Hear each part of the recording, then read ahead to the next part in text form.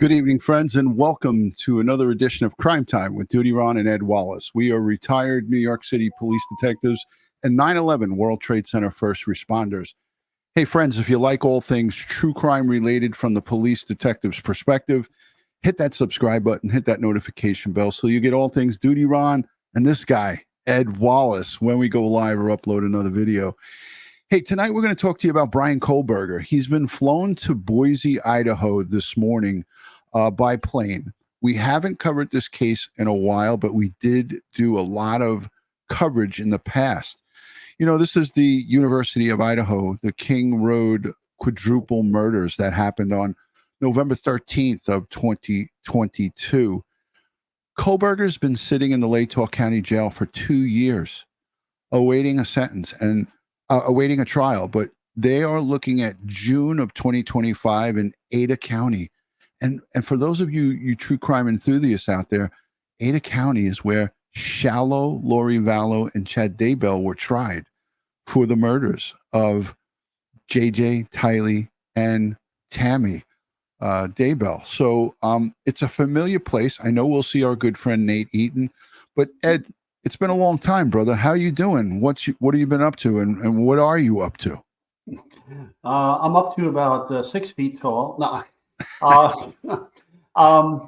well, where I've been. So, I got back from Burkina Faso, and I've been doing a lot of work around the house and so forth. And then I had some counterterrorism work I had to do for the NYPD a couple of nights a few weeks ago. And then this week I kind of took it easy. And now I'm flying out tomorrow morning to Florida to do a LSU Homeland Security assignment.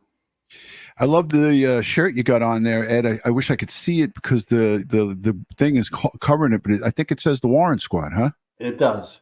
Excellent. I got my Trip Team polo on, and guess what? The Trip Team is exactly who handled Bryan Kohberger. This is what I did in the Warren Squad. Ed's son works there too as well, but I was in Fugitive, and we did the trips. So we transported these high-profile inmates and brought them back and forth from different jurisdictions. He was flown by plane today, Ed, and you're an expert witness for the prosecutor at times, and sometimes the defense hires you. I want to play this little piece, but when we come back, I want you to talk about some of the difficulties of moving a trial, a high-profile trial like this, from one jurisdiction to another. And we'll get into that in a few. But let's play this for our audience so they got a little bit of an idea of what's happening. And this is from, I believe, a day or two ago. I think 6 days ago on the 9th, Judge, as we see here, made this ruling. But this is a good piece because it talks about everything in the movement. So let's listen in. State of Idaho versus Bryan Kohberger. The quadruple murder trial of Bryan Kohberger now has a new courtroom and a new judge. The Idaho Supreme Court selecting Boise as the new location for trial next summer. Kohberger has spent nearly 2 years in the Latah County Jail after being charged with the murders of 4 University of Idaho students, Madison Mogen, Kaylee Gonsalves, Xander Kernodle, and Ethan Chapin. A judge entered a not guilty plea on his behalf. Now he'll be moved 300 miles south to Ada County, which has a much larger jury pool. The state Supreme Court selecting Boise as the new trial location after a Latah County judge found the media frenzy over the case tainted potential jurors' views of Kohberger, and logistical and safety concerns were too great for the small community to handle. The Ada County Courthouse is many volumes larger than the Latah County Courthouse, and we just completed having 2 venue change sensational murder trials. So the administrative judge has established a significant protocol for how to handle the cameras, the security, the public. The Honorable Stephen Hippler, on the bench for more than a decade, will now preside over the Kohberger trial. Judge Hippler has a strong personality. He's an intelligent man. He is very inclined to keep control of his courtroom. Hippler describing the preparations for other high-profile trials of Lori Vallow and Chad Daybell in Boise last year. We have big trials here all the time. The parents and Kaylee Gonsalves praising the appointment of a new judge in the case. Find a man that's got some character and some leadership, and let's hit the ground and let's go. The Gonsalves family wanted, of course, the trial to stay in Latah County there, but now say in a statement in part, quote, "We are confident the physical location of the trial will make no difference in the end. We know Ada County is more than capable and more experienced to help us achieve justice." Okay, so that's a big move. The big decision's been made. So what happens next? Yeah, so now Bryan Kohberger will actually be physically transferred. We don't have a date for that transfer. They like to keep it up. Okay, this was 2 days ago. He is transferred there. We know he was flown from Latah County into Boise, Idaho, by a state plane, state police aircraft. So this is from 2 days ago. Under wraps for security reasons, but he will actually physically now move down to Ada County. And then the judge, Judge Hippler there, is going to bring everybody in probably for a scheduling conference because, of course, the family wants to make sure that date sticks, but he's got to get up to speed and he's still got to decide all these pending motions, including one on the death penalty. But guys, he did the last big death penalty case in that state, this judge. So he has the experience. Did you say, will the prosecution team stay the same? So we've asked that. And as of right now, we're told that they are going to stay the same. But we have had a lot of questions on that, given all the other changes here. All right, Laura, keep us posted. Yep. Thank you. And we know the prosecution team will stay the same. Ed, I wanted to go to you right away about some of the issues when you have a trial like this moved, and who's responsible for paying for lodging of the witnesses. The state, the responsibility of the state is proving their case beyond a reasonable doubt. You've been in this position before and you've seen this. Can you just talk to the audience a little bit about whether this is good, bad, or indifferent? Well, I mean, if it's a statewide agency like the State Crime Lab, it shouldn't matter where in the state that they're going to have the trial, and the cost of the witnesses are usually going to be the burden of the state. In this case, it'll probably be the prosecutor's office that will have to foot the bill for all the witnesses being transported to Boise, fed, housed, given testimony, and then be transported back home. Yeah, and that's the whole thing too, is that there's probably a boatload of witnesses, not only professional but private. We know that the two surviving roommates will more than likely be called in as witnesses or called in by the defense. There's so many people that will be involved in this. And 300 miles south of Latah County sits the Ada County Courthouse. And when I looked at that footage that they were playing there, it brought me right back to Shallow Vallow and the Daybell trial and the media frenzy that was outside of that courthouse. They have a running waterfall out front, big steps. We saw Larry Woodcock and Kay come out and give speeches with lots of people. So they're equipped to handle the hoopla of the media and the feeding frenzy that will go on for this trial.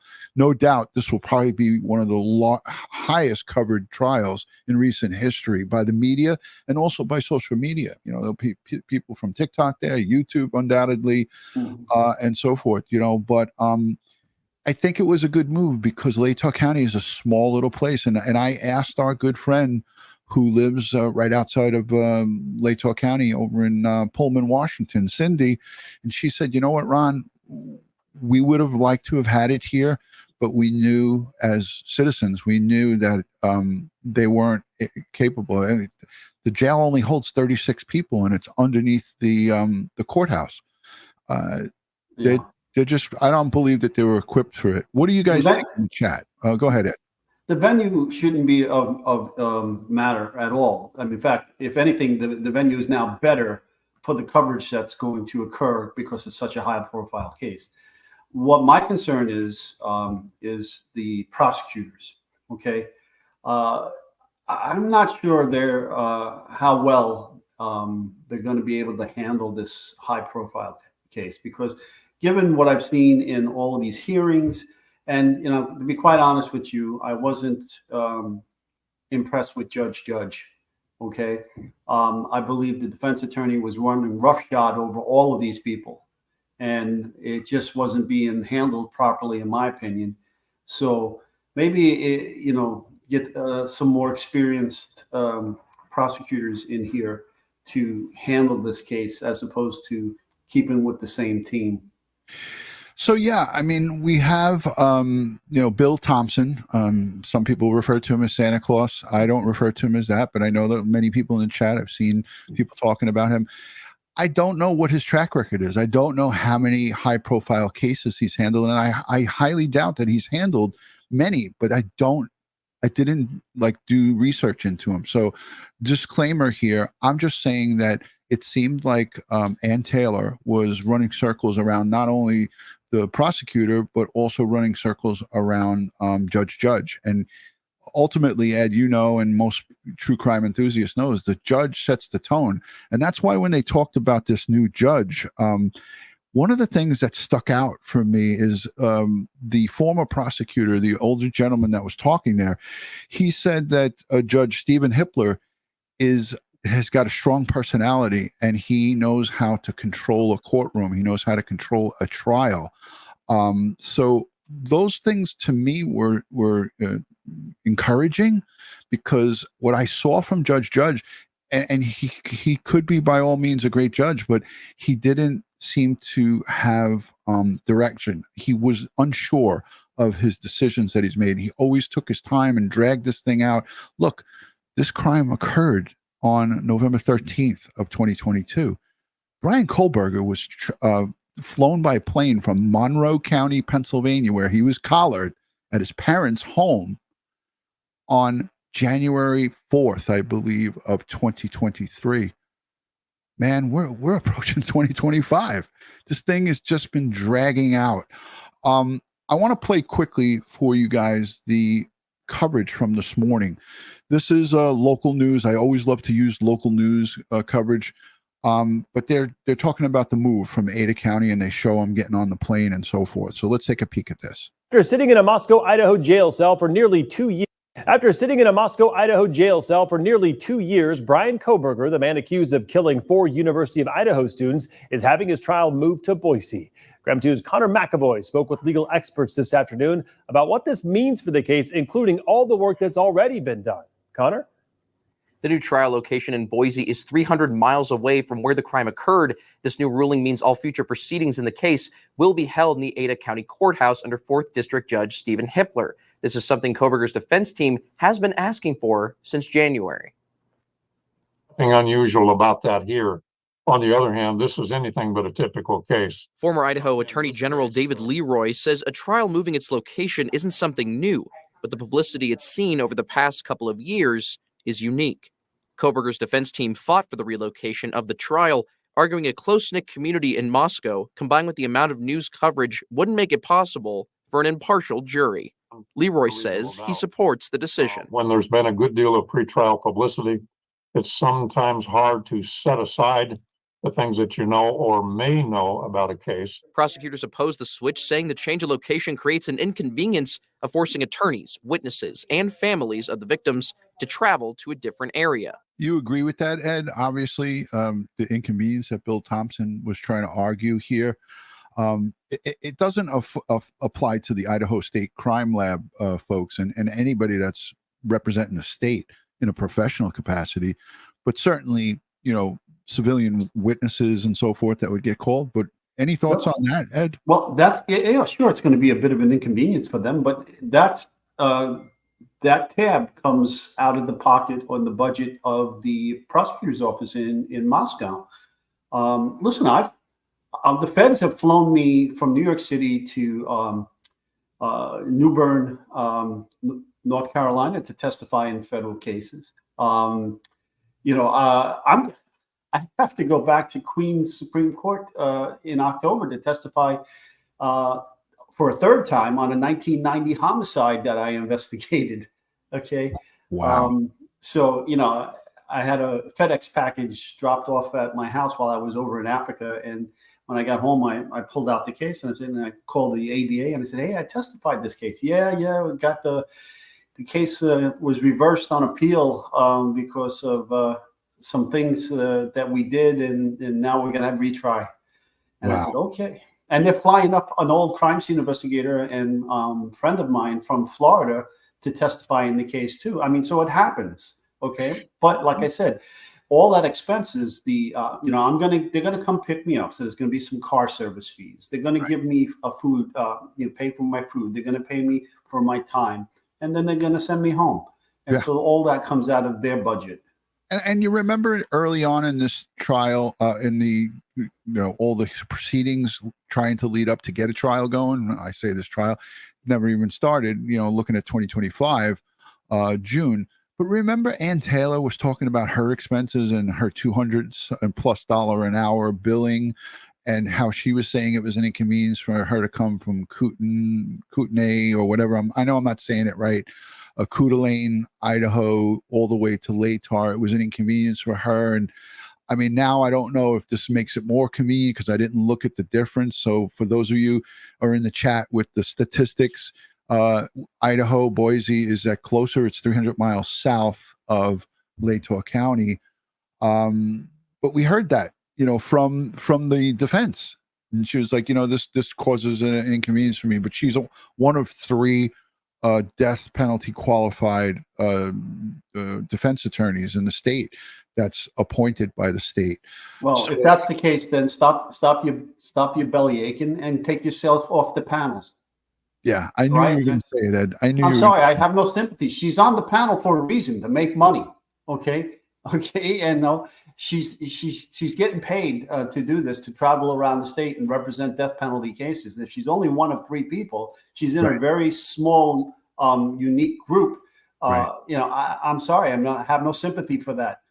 Our good friend Kami said, "Ha ha ha! It's further." so it's even a further of a schlep for Ann Taylor, and she was requesting it. So let's listen to the rest of this, and we'll come back and we'll take some questions. #Ed, #DutyRon, as it pertains to the trial of Bryan Kohberger being it's moved now to Ada County. Set aside the things that you know or may know about a case. Prosecutors oppose the switch, saying the change of location creates an inconvenience of forcing attorneys, witnesses, and families of the victims to travel to a different area. Leroy says the change and what's to come of it financially is dependent on both Latah and Ada counties. Ada County provides the site, and Latah County will transfer people back and forth, pay the lodging costs, the transportation costs, and unfortunately suffer the inconvenience of a trial 300 miles from home. Leroy says the change in location will not change what's already been done. The case will continue in due course with Judge Hippler, who is an experienced judge, who will keep good control of the courtroom and will have the benefit of all the prior rulings in this case, simply to go forward from this point to a fair trial. Kohberger's defense team's been collecting data on the perception of the people of Moscow since 2023.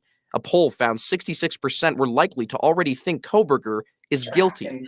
That's not the case in Ada County. But they did not have that intimate connection, and they did not feel emotionally invested in the case so much as did the people in North Idaho. Leroy says the case now has a greater ability to be unbiased, saying whatever perception there is, Kohberger, like any defendant in a case, is entitled to their day in court. We also received a statement from Shannon Gray, an attorney representing the Gonsalves family, saying in part, while we still believe a fair trial could have been possible in Latah, we are confident the physical location of a trial will make no difference in the end. Kohberger's arrest occurred. So interesting. We heard from Shannon Gray, who is an attorney representing the Gonsalves family. But Ed, you saw the house at 1122 King Road there. And I don't know if you saw, and when you saw that, if the same thing flashed through your mind, that house is demolished. It's gone. It's no longer there. I know that you were in an uproar over that removal and the demolishing of that house. How convenient, right? Now the trial is moved and there's no more issues for Ann Taylor. The defense can no longer say, my client can't get a fair and impartial jury. That's a good thing. I really do agree with that with the moving of that. Now that doesn't come up in appeals. They'll still appeal if he's found guilty. They'll still appeal. That doesn't mean that it doesn't come up. She can be disingenuous and bring it up anyhow. I mean, meanwhile, she said nothing during the whole argument. She didn't object to it being torn down. But could you imagine if the prosecutor or our jury member sends out a note to the judge that they would like to go visit the crime scene, and what do you do now? Because ladies and gentlemen, Ed, you're brilliant for bringing that up, and I wasn't even, I wasn't even thinking that way. Think about this, folks. The jury is not supposed to know anything about this case, so Ed, you are great. The jury could very well do that and ask for that, and then they're going to have to go back to him and say, no, we all were in agreement that we would tear down the house, but we have some Faro 3D laser scanning that you can put some VR goggles on and walk into that crime scene and see the victims laying in as they were found in that crime scene. You want to talk just a little bit about that, Ed? Because people are still in an uproar over that house being torn down. But isn't it true that that's what would happen if the jury, in fact, asked for a walkthrough, Ed? Yeah, first, they would have to be told the house was torn down and that nobody objected to it being torn down. And then they would have to be given that option.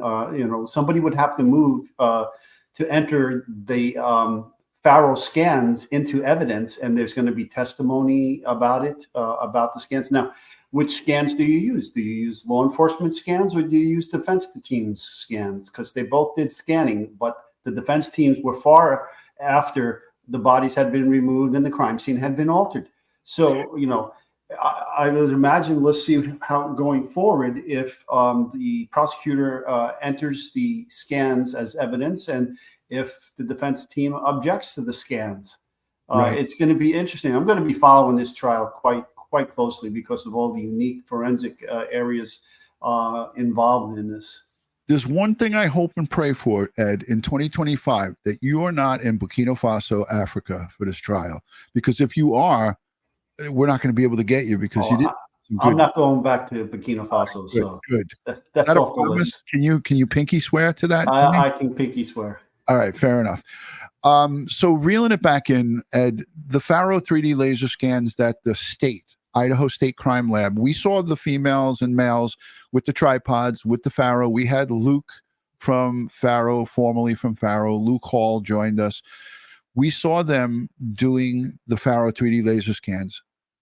The victims were arguably still at that location when they did those scans, and crime scene photos from original crime scene footage and so forth. There's also a redundancy with these photos and videos, correct? You did this so long. Would they use both? Will they be able to use the prosecutor's Faro 3D laser scans and the defense? Because we did see the defense hired a guy from somewhere up in Washington, I think. Washington, I believe. I'm not sure if it was Seattle or if it was. It doesn't matter, but we know it was from Washington. But Ed, could both of these scans be presented? I would think so, right? I would argue that the defense scan should not be allowed because it's after the crime scene had been altered tremendously. I would believe the original scans of the scene that were done, the data bodies were discovered and the crime scene work was being done in that time period. I believe those scans are the most accurate scans available. So I would argue those would be the ones to let in and not the defenses. Gotcha. But only time will tell when we see the trial underway. There was also people I saw before we went live. There were some people in the chat, talking amongst themselves, and I got a few emails about this over the time. People were saying to us and asking us the question, and I don't think we really have the answer, but they were asking us, when were the bodies removed from 1122 King Road? Because there was no news footage of the medical examiner morgue team taking out, and I hate to go into these gory details, but this is what people are asking about. And there is and was arguably no media outside of that home where you would traditionally see here in New York or in a higher populated area. You would have news media scouring that location and having live feeds outside of 1122 King Road, but we did not see that until I believe the next day or early in the morning, the next morning. And that was the thing that had a lot of people caught up, but we will hear about that during the trial. When this trial commences, in the first day, arguably we'll hear about the county coroner. I think her name was Mabbitt. Mm-hmm. She went out to the scene, and then all of the other details. Ed, anything that you can expand on that? Yeah. Well, remember, she went out to the scene, quite controversial, was she went out to the scene many, many hours later. Okay. It wasn't, I don't know why. I mean, she gave these interviews. Now, everything she said in these interviews is fair game at trial. Again, something that you shouldn't have done. She, and as a lawyer, she's a lawyer and a nurse, right? She should have known better not to be given that kind of press conference or the kind of interview for the media prior to her giving any testimony in depositions or the trial. So, I wasn't too impressed with her either. Yeah, we had Barbara Butcher, our legal medical death investigator, on live with us. There was a lot of things early on, especially when we saw the Chief Fry with his crew, all the Moscow police officers and other plainclothes personnel pull up with a U-Haul and remove personal effects of the victims. And undoubtedly, at the family's request, they were doing what they thought was the right thing, but we were cringing big time when we watched that go on there. And the defense is going to have a field day with that. Yeah, and then they were halted too. It was crazy. The whole thing was crazy. I would not have been happy, if I was involved in the case. I would have advised them not to do these things. See, this is the whole point too about such a small jurisdiction, and the same thing for the court system here, the judge and the court system.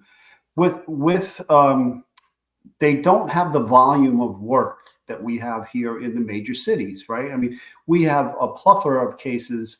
We were not hurting for crime scenes. Let's just put it that way in New York City, especially in the 90s during the crack wars when we had 3,000 homicides in 1 year, 3,000 murders. Okay. So with that kind of volume of work, you gather a mass of experience, and these smaller jurisdictions just don't have it. They don't have that experience. They can have all the training in the world. Okay. They can have all the graduate degrees in the world, but without the field experience, it's meaningless. Okay. It's just theory that you got out of a book that you've never put into practice. You need the practice. Right, 100%, and that's the problem, is that they don't have the practice. And we heard about the last murders and homicides that were investigated were in 2005, I want to say, and I'm just going off my memory, and it was like murder suicide at like a fast food restaurant, and then another one. So they only had, like, I believe, 2 in a span of quite a long period of time. So a quadruple, that all has so many moving parts to it. We did see some of the uniformed police officers taking names of people going in and out, but there was a lot of people that we saw going in and out of 1122 King Road. Now, I gotta tell you a story because it falls directly in line with what we're just talking about. So when I was the director of forensic training at the forensic science training program at the medical examiners with Barbara Butcher, I had a basic 40-hour course, an advanced 40-hour course, and there were criteria for each course. You had to qualify for these courses. Now, a young lady, I'm not going to mention any names, but she was from Maryland, and she applied for the advanced course. Now, she did not meet the qualifications for the advanced course because of her lack of time in the medical death investigation field. She only had 1 year. Okay. So I wrote back to her. I said, I'm sorry, we can't accept you for the advanced course because you don't meet the qualifications, but you are more than qualified for the basic course, given that you have just under a year of employment in this area of forensic discipline. And she wrote me back, what I lack in experience, I make up with my graduate degree, my master's degree. And I was like taken back by this. And I wrote back to her and says, I'm sorry, ma'am, but no graduate degree makes up for field experience. Amen to that. And Ed, who better than you to step up and make that statement? I mean, it's true. The chat's going crazy right now. Ed, I gotta do this. I gotta play this video because people were asking for it. I got like 2 emails while you were talking. People want to see, because I think maybe some just maybe are coming late into this case and maybe didn't follow it from the beginning, but they want to see the Moscow PD removing belongings from the house. Okay. So I found it. Oh, I thought they wanted to see you dancing in a Speedo. Negative K. It sends out daily updates on this murder investigation. Most of the time, it focuses on addressing rumors. With anyone who is inside a white Hyundai, I watched as Moscow police officers boxed up personal belongings and loaded up a U-Haul to return the items that belong to those folks. Just pay attention to this yellow crime scene tape. And this is what we talked about with myself, Barbara Butcher, you. We talked about when that crime scene tape is up, nothing should be removed from the location. Ed? Correct. Thank you. Students back to their families. At the request of the students' families, Moscow police collected their personal belongings from the... Ed, and again, I'm not going to stop this again, I promise, chat. Is there ever a time that families dictate how a forensic investigation gets conducted? You're looking at golf clubs. Nope. You're looking at suitcases being brought out. This went on for hours, Ed. Yeah. Okay. And they went back in there after this to do more forensic work. Yes. Right. And look at them. They're not dressed in any PPE. Some of them have gloves on. Some of them don't have gloves on. I mean, it's like, what is going on here? Again, it's a lack of experience. You know, I mean, I get it. You want to be sympathetic to the family and the victims. I get it. Okay. Right. But you gotta put the case first. Case comes first. We work for the victims, right, Ed? Work for God, and God has us working for the victims. Schmitty says, pardon for the interference. She says, pardon my friend. But you're an asshole. No, I stopped it. I didn't do the asshole one. So she says, pardon for the interference. I want to say that I love you both for your service. Still on 9/11. Thank you. A thank you doesn't cut it. Well, Schmitty, we broke bread. Ed wasn't available. He might have been outside the country. God only knows where Ed was. But me, Joey Brooklyn, Diane across the street, we met with Schmitty when she came to New York City, and we had some Umberto pizza with her. So thank you for the super chat, and thank you for the love. We love and appreciate you. Here's the Moscow police, and this is a state police officer. Now we could see it says state police. I said that there was Moscow PD along with other plainclothes officers going in and out. Home on King Road. At the request of the students' families, Moscow police collected their personal belongings from the home on King Road. Chief James Fry says it was important for him to personally be there with his officers, helping box up these items so they could, in a sense, be there for the family and give them back the items that might help them heal. The chief himself drove the U-Haul into the driveway. Police officers arrived early in the morning to pack up the students' things. By noon, they finished loading the boxes onto the truck. This is not something police typically do, but Idaho State Police spokesperson Aaron Snell says in this case, it was appropriate. We've had the crime scene for quite some time, and the family would like back some of those belongings. There's undoubtedly some sentimental issues, and I think it will help with a little bit of the healing, and we want to be part of that process. We want to help them. We don't want to keep holding on to items that really aren't needed for the investigation. This afternoon, Ed, do Do you agree with that statement in any part? Well, first of all, given the fact that they kept going back after this, okay, you don't know what you don't know.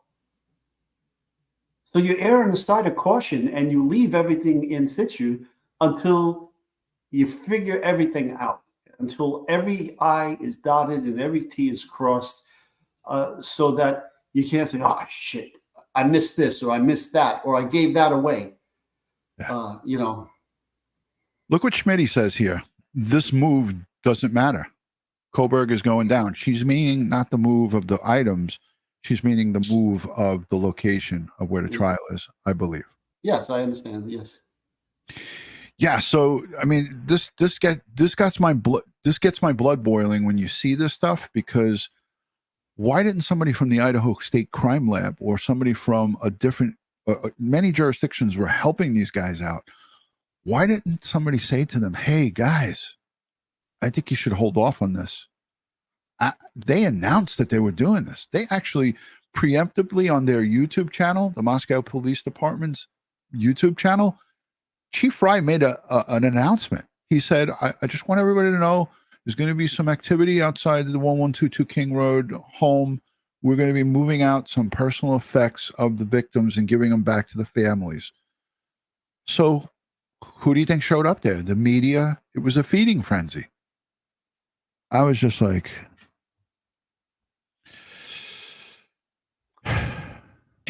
Moscow. Go ahead. I was. What if after an interview, after this occurred, Bryan Kohberger gave up some information that puts them on scene? Like, I touched those golf clubs that you saw removed. That I was gonna, I was originally gonna pull out, one of the 9-iron, one of the irons to attack, initially attack the occupants, and then I changed my mind and put it back, and they never processed for DNA or fingerprints the 9-iron. Yeah. Okay. Too late now. Yikes. I mean, I shudder in fear when you say that, because it's so true. It's such a true thing, because nobody knows what happened inside that location. We can't guess that those items weren't moving. And they took out stuff boxed up in U-Haul boxes. What was in the boxes? Do you think the defense, do you think Ann Taylor is not going to bring up at the trial, hey, Mr. Prosecutor, what in the F were they bringing out in these boxes right here? They finished. What was in this box? Mm-hmm. What was in this suitcase? Mm-hmm. Yeah, you know what he's going to say? You know what was in those boxes? You know what was in those suitcases? Evidence that clears my client. Yeah. Dawn Marie just said Popeye knows what's good. Hey, and a special shout out to Dawn Marie. She's turning 29 on Tuesday this week.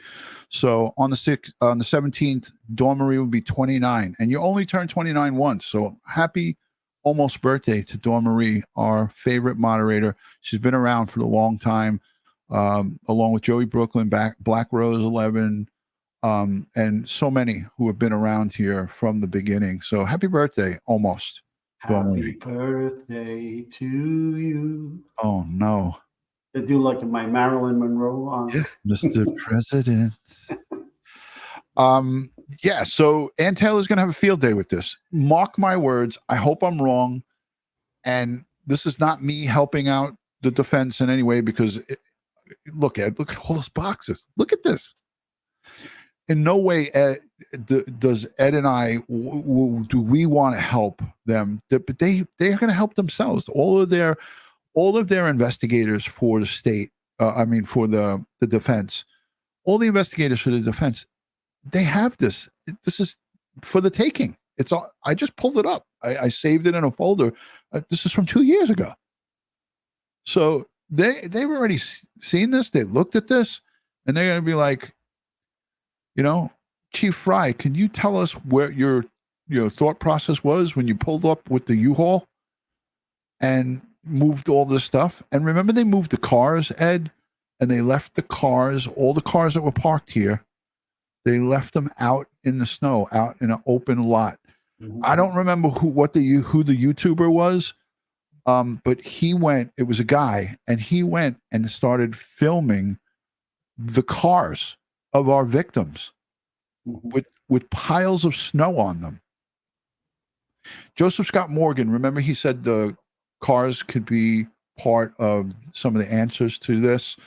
And he said, I hope that they bring the cars back to a, what did he say? Like a secured facility where it won't be contaminated. Ed, can you talk about that a little bit? Yeah, I mean, those cars, you don't know if those cars had any involvement in the crimes that occurred here. And you don't know. So since you don't know, you still err on the side of caution and you remove the cars from the crime scene and bring it to a secure forensic garage where you could document it, photograph it, and have a look at it. You process it for fingerprints, DNA on the outside and on the inside as well. And, you know, you let the chips fall where they may. You might find nothing, but then again, you might find something. You know, what if Kohberger touched the car? Now he's got to explain how his DNA or fingerprints got on this vehicle. Yeah, inside, like as he's going into that location, Ed, he could have brushed up against the car, could have touched the car. The possibilities are endless, and I'm looking at. I'm not even going to play this because I have it up. The coroner's interview. I don't want this to turn into, but we're going over this stuff with you guys because this trial is supposed to kick off June of 2025. We don't know if it's going to. We don't know if it's, going to be delayed here in this process because now we have a new judge. Hopefully, this guy moves things along and holds the defense and the prosecution accountable for the timelines and for, coming together with the exchange of materials and getting all of the things out of the way to make a clear path to the trial commencing, right? That's what we want. So hashtag Ed, hashtag DutyRon. We're at the 42-minute mark. If you want your questions highlighted, hashtag Ed, hashtag DutyRon. Somebody else's birthday, it scrolled by and it went by so fast, but there was somebody else's birthday yesterday. So I want to say happy birthday to you. I think it was Sugar Butt Starburst, I believe. I'm not sure, but let me see. I'm scrolling back. Yes, it was. Okay, cool. Sugar Butt Starburst, happy birthday. Happy belated. You only turned 29 once. So happy birthday. Yes. Let's go to the super chats really quick. Me always coming in with super love. Thank you for the $1. Mystique, a member for over 17 months. So happy to be a member of this amazing group. Mystique. There's another birthday here now. We're honored, Mystique. Keep an eye on that, Ed, because I'm looking at the super chats. Mystique, we're so honored that you're here. Lacey Spano became a YouTube member. We love and appreciate you. Thank you, Schmitty. Pardon for the interference. We got that as a 9/11 program. The 9/11 program brought us back to that day and was so well done. Thank you both for your service. Mad respect to you. Thank you, Lindsay. And thank you, obviously, from Ed for. Thank you. That's correct. Thank you. Yes, Ed's working the switchboard, so that's why I'm covering for you, brother. Nancy D, a member for 6 months. Thank you, DutyRon and Ed, for all you do. Bless you both. Well, bless you, Nancy. Amber, thank you for the super chat. Ed, did they botch this so much that Kohberger could get off? Again, all you have to do is create reasonable doubt in one juror. Okay, and it does appear to me that the defense attorney has the capabilities here to create that reasonable doubt if she presents the proper case. It's been handed to her on a silver platter by what I've seen. Right. Yeah. I tend to agree with that. But we, again, do not have access to the case file. And we don't know how much overwhelming evidence or underwhelming evidence that they have against Bryan Kohberger. There's going to be a lot of oohs and ahs coming from when this trial kicks off from all of us.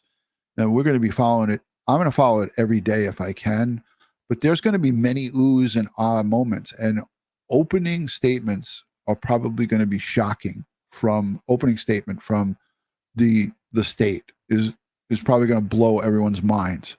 YouTube bad actors, good to see you. What do you got, Ed? Hashtag DutyRon, hashtag Ed. It's my birthday.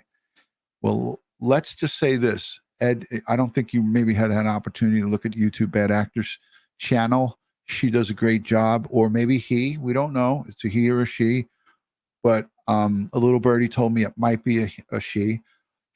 They do a great job of highlighting some of the YouTube bad actors.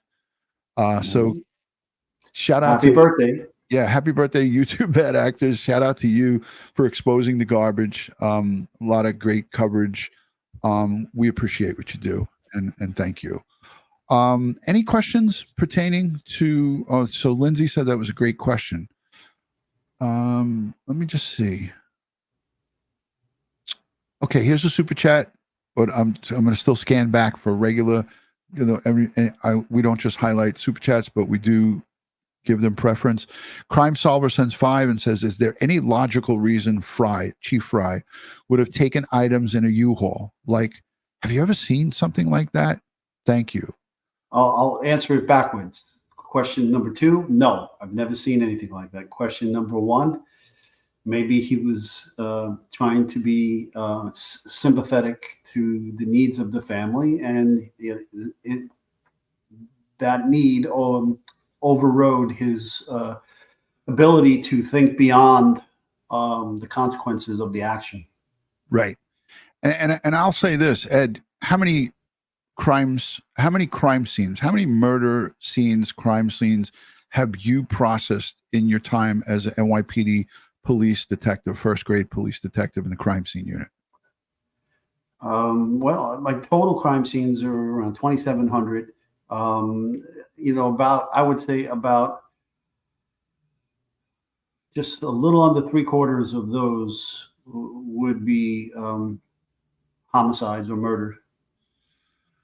So, and you've never seen it. So that's saying a lot right there. Amber Cambro, thank you for the 5. She says, Ed, you alone have created reasonable doubt for me.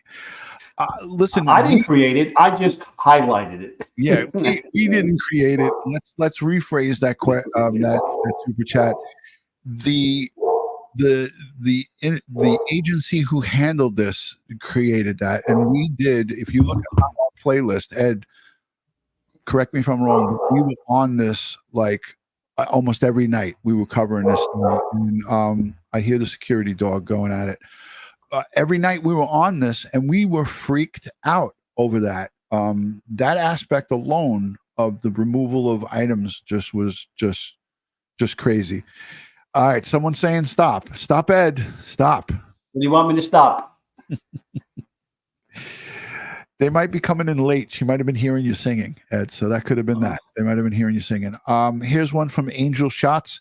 Hashtag Ed Wallace. Do you think those guys with the cowboy hats? Oh, good. Who do you think those guys with the cowboy hats were? I don't know. I was like wondering. We were wondering too. We were like, exactly. Who the is that? Yeah, exactly. We don't know. We still don't know definitively who those guys were. Okay, were they private detectives for the defense team? Were they feds? Keep talking, Ed. I'm searching for it. Okay, were they cowboy U.S. Marshals? Okay, did the Texas Rangers show up all of a sudden out of jurisdiction and say, "Oh, we're here to help"? I have no idea who they were. So it's quite interesting. Scan the chat, Ed. Okay, I'm scanning the chat. Yeah. All right. Yeah, it was very random. Definitely. And there was press there, and they tried to interview them, and they said nothing. They didn't seem to be driving vehicles with government plates or anything like that, because the press would have zoomed in on the plates if it said U.S. government on it. Yeah, it was really weird. And I think it was Lindsay Liu or one of the News Nation reporters were on the scene, and they were asking like, hey, who are you guys? And even Brian Enton asked like, hey, who are you guys? What are you doing here? and they just didn't even answer them. So a bunch of you got a kick out of me saying Texas Rangers. So let me just show you this.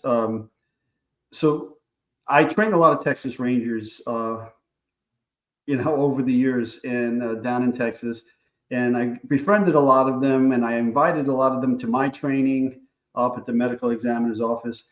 And there was a time I really wanted to move down to the foothills between Austin and San Antonio. And I was really looking at some property, and my buddy in the Texas Rangers said, "Hey, Ed, you're too much of a city slicker. If you're going to move down here, we got to cowboy you up." Okay. So I said, "Okay, well, what do you have in mind?" So he takes me with his wife and their kids to a country western store, and puts me in a dressing room, and they just start throwing clothes over the top of the door and say, "Try this on, try that on, come out, let's take a look." All right. So by the time they were finished with me, this is what I ended up looking like. Hold on, let me see. And they said, "Ed, just don't speak and nobody will never know you're not from Texas." Ed, wow. So they made you an undercover cowboy somehow. Right. All right, here it is. Let's listen to this. And Ready? about 5 plainclothes investigators. We don't know if they're local, state. Who here in the chat is going to give DutyRon props for finding this? This thing was, I'm telling you, I have like 100 or more saved videos from Bryan Kohberger, this Idaho 4 case. Who's going to give DutyRon a little bit of props for finding the cowboy men? What did I find them in 3 minutes? Maybe 3 minutes. And this was the day after, and I didn't realize it. This was the day after Chief Fry and company came with the U-Haul truck. And I didn't know that, but that's what they say here. Less than an hour ago, we were here, and about 5 plainclothes investigators. We don't know if they're local, state, federal. They were inside, and we saw the way they put their heads down, like they were like doing it perp style, Ed, right? Yeah, well, they definitely didn't want to be known. They knew the cameras were there because they were asked when they walked up. And then even in the windows there, they were like hoodie up, heads down. The day after they did the removal. Weird. Yeah, really weird. a lot of activity inside the home, and the home was lit up. So we were able to peek in some of the windows, but we saw those men inside the home in the two particular rooms. There's still the blue, the red crime scene seal tape there, yes. Ed, right? Yes, correct. And it looks like somebody was looking here, or well, who knows? Where the murders took place. There they are. We did not see them leaving with any materials. Where remember we looked at the shields? Like this guy has a shield with the cowboy hat, but it was backwards. Took place. See it right here? Something's dangling. I can't tell if it's a camera or a shield. It looks like a shield to me. I don't know. Took place. We did not That looks like a shield. See them leaving with any materials. I asked them a couple of times, why are they back? They did not answer me. They pulled away in two vehicles. One had a Washington state plate. The other had an Idaho plate. But that is all we can tell you. But we did see a lot of activity. This house was lit up for nearly an hour. They were inside. We don't know why. Nothing seemed to be removed. But as you know, Ashley, yesterday, a lot of the kids' belongings were removed by Moscow police to be returned to their families. So I'm just watching these guys as they're walking by you. Were you asking them questions, and were they effectively just ignoring you? Did they say hello? Did they say anything at all?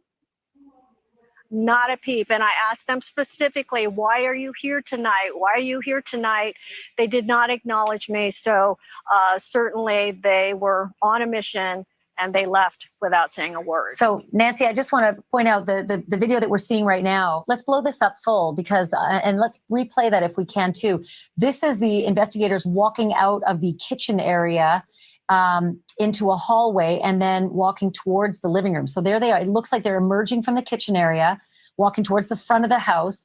Did you see the one guy had the blue blue gloves on? Yeah.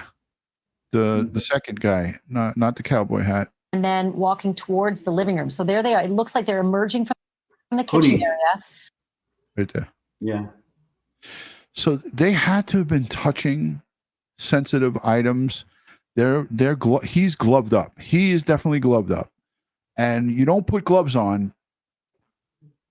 There's got to be a good reason for it. He doesn't want his fingerprints in there, or he doesn't want to contaminate, but they didn't have booties on. None of them. Walking towards the front of the house. Looked like he was looking at his glove too. Yeah. The sign that's on the wall right there. That's the good vibes sign. Mhm.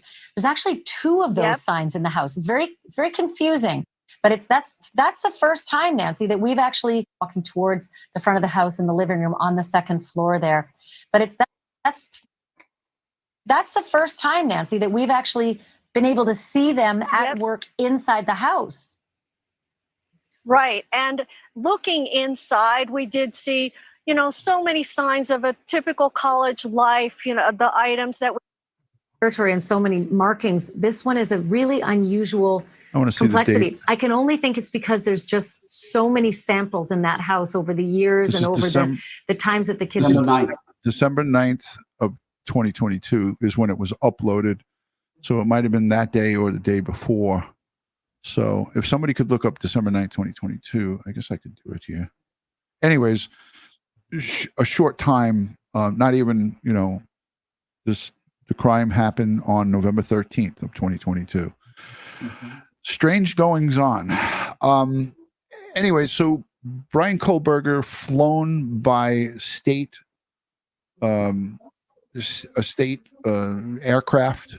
Pennsylvania State Air Force. Yeah. No. That was originally when he was flown from back to he was Idaho. flown by an Idaho State aircraft 300 miles south from Latah County Jail to Ada County Jail, which is much bigger, much more capable courthouse. Lots of parking, lots of media. The front of the courthouse is humongous. We saw pictures of it earlier in this live stream. I want to just say thank you to the replay viewers, the channel members, the folks who send super chats, the Patreon, buy me cups of coffee. You guys are awesome. I uploaded, I'm going to upload first thing in the morning, those 3 Wade Wilson nasty phone calls. I'm warning you, if you're in the Patreon, don't watch it if you have just eaten something. It's really a nasty grouping of phone calls, but people were asking me to do it, so I'm going to upload it. It's there for the Patreon folks to look at it. I don't recommend it. It made me queasy after listening to it. It was disgusting and gross. But I want to thank also to the replay viewers who watch this. We are cheerleaders for justice. We are not cheerleaders for the defense, for bad people, for the bad guys. If there is evidence to prove that beyond a reasonable doubt that Bryan Kohberger did in fact murder these 4 college students. And again, let's keep them at the forefront. Xana Kernodle, Ethan Chapin, Madison Mogan, and Kaylee Gonzalez. These are the victims of this heinous crime. I believe that they have the right person in custody. Ed, your thoughts? Yeah, I believe they got him. I believe that he did it. They got his DNA on the knife sheath that he left behind. Okay. A lot of controversy with that. Yeah, you say what you want about Touch DNA. I hear a lot of people complaining like this guy's got a fan club, right? And they're convinced he's the wrong guy. And I'm convinced the opposite, because if you, again, Occam's razor, all things being equal, all arguments being equal, the simplest of explanation tends to be the truth. Okay, so if you have to twist yourself into a knot to make him not guilty, then he's probably guilty. Amen to that, brother. I just wanted to show everybody, and listen, we respect all the different opinions. There's, like you said, Ed, there's a fan club for Bryan Kohberger. There's people who feel that he's innocent. You're innocent until proven guilty in a court of law, and we are hands down saying that. But based on what we see, and we don't even have a slither, nobody has a full look at what the case file is here and how much evidence, the mountains of evidence that is not being publicly released by the prosecutor or the defense for good reason. The defense has it all, but basically there's a reason why they don't want that stuff to be out there, because it needs to be presented in the courtroom, not out in the public. So what we're receiving and what we're looking at is a small slither of it. And correct me if I'm wrong, Ed. The amount that we will see once this trial commences, your jaws will be hanging open. You guys are going to be very surprised, and there's going to be a lot of different things that come out of this. But let's take a listen to this, because I promised I would play this, and then we'll wrap it up, Ed. Just this morning, he was transferred from Moscow to Boise and into the Ada County Jail. Our Abby Welt is live at the jail where Kohberger is now being held. Carolyn, that's right. Kohberger got booked into the Ada County Jail this morning after he landed at the Boise airport at 8:21 this morning. And I want to show you some video now of Kohberger leaving Moscow this morning. He came to Boise on the Idaho State Police plane. He landed, then he went straight to the Ada County Jail, which is that video that you're seeing now. And Kohberger's move comes after the venue for his trial changed from Moscow to Boise just this week. The Idaho Supreme Court states that Kohberger is more likely to receive a fair trial here in Ada County due to extensive media coverage and because Ada County has more resources. And Captain Ryan Jensen from the Ada County Sheriff's Office tells KTVB that Kohberger came to Boise via plane because it was, quote, the safest and most efficient way, and it made the most sense given the distance of travel and complications that could have come using ground transportation. And the trial for Kohberger... And I concur with that. Traveling by aircraft is 100% more safe than a 300-mile travel with a high-profile inmate like Bryan Kohberger. Stands accused of murdering 4 college students. There's so many things that could happen. There could be a rollover. It could be an accident. It could be, somebody could try to spring them free. There's so many dangers for a flight risk where you have traveling by vehicle. So many different scenarios could come up. So flying is always the safest. Con Air all day, every day. Kohberger is set to begin here in Ada County in June of 2025.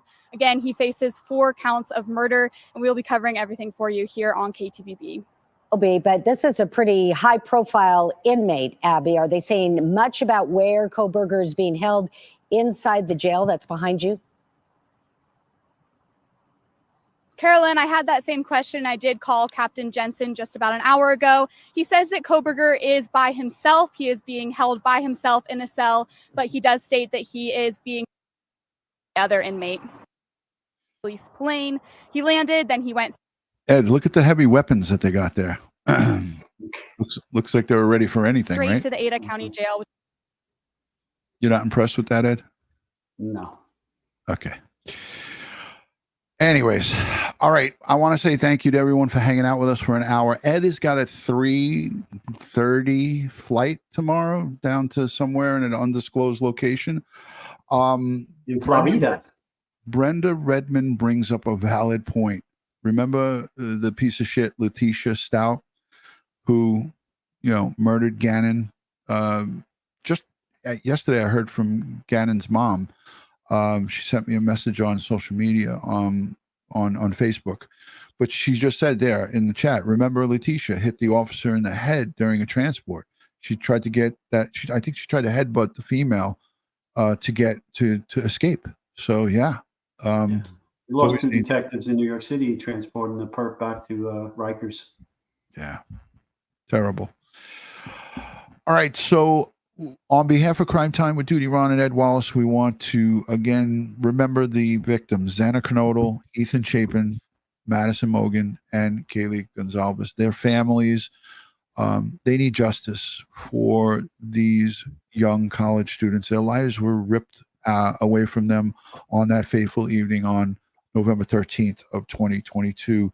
We hope that Ada County and the prosecution, the judge, and everybody who stands taxed with proving beyond a reasonable doubt is able to do this in June of 2025. That's the tentative date for the start of the trial.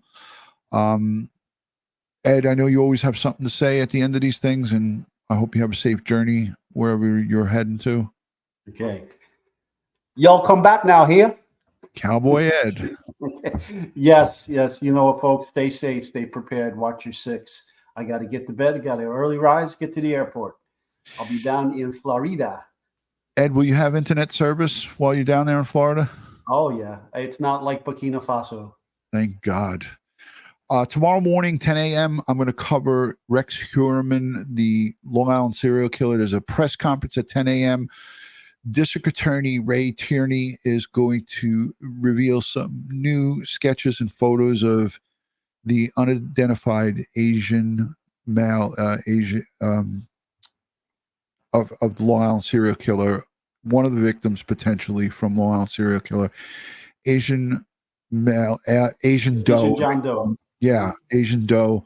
But there's going to be some sketches and so forth that they're going to be putting out. I was hoping that Ortham Labs had positive ID, and hopefully that's forthcoming, but they're going to be looking for help from the Asian community and from the community at large on these new sketches that they were able to make working with the forensic anthropologist, I believe the article said that I sent to you, Ed. So hopefully we'll have some new information. I'll cover that live tomorrow at 10 a.m. Be there or be square. On behalf of Crime Time with DutyRon and Ed Wallace, good night, God bless, and we'll see you soon. Peace, everybody.